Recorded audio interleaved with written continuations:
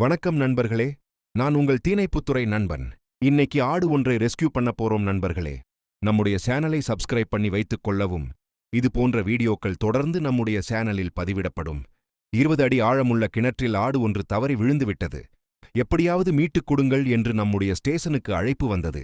உடனே நாங்களும் எங்கள் தீனை நண்பர்களுடன் விரைந்து சென்று பார்க்கையில் தண்ணீர் உள்ள கிணற்றில் ஆடு ஒன்று தத்தளித்துக் கொண்டிருந்தது.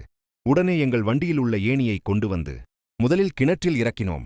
பின்பு எங்களுடைய தீனப்புத்துறை நண்பர் ஒருவர் ஏணியை பிடித்துக்கொண்டு பொறுமையாக கீழே இறங்கினார். பின்பு பொறுமையாக அந்த ஆட்டுக்குட்டியை கையில் பிடித்தார். அந்த ஆட்டுக்குட்டிக்கு ஏதும் அடிபட்டிருக்கிறதா அல்லது இரத்தம் ஏதும் வந்துள்ளதா என்று பார்த்தார். அந்த ஆட்டுக்கு அடி எதுவும் படவில்லை. ஆடு நன்றாகத்தான் இருந்தது. உடனே அந்த ஆட்டை கழுத்தில் தூக்கி போட்டுக்கொண்டு ஆட்டுக்குட்டியை பொறுமையாக மேலே தூக்கி கொண்டு வந்தார். உடனே நாங்கள் அந்த ஆட்டுக்குட்டியை முதலில் வாங்கி வெளியே விட்டோம். பின்பு என் நண்பனும் மேலே ஏறி பொறுமையாக வந்துவிட்டார். நன்றி வணக்கம் நண்பர்களே. ஆடு மாடு பூனை நாய் எதுவாக இருந்தாலும் கிணற்றிலோ அல்லது ஆற்றிலோ அல்லது குளத்திலோ விழுந்துவிட்டால் உடனே தீயணைப்புத்துறை அணுகவும்.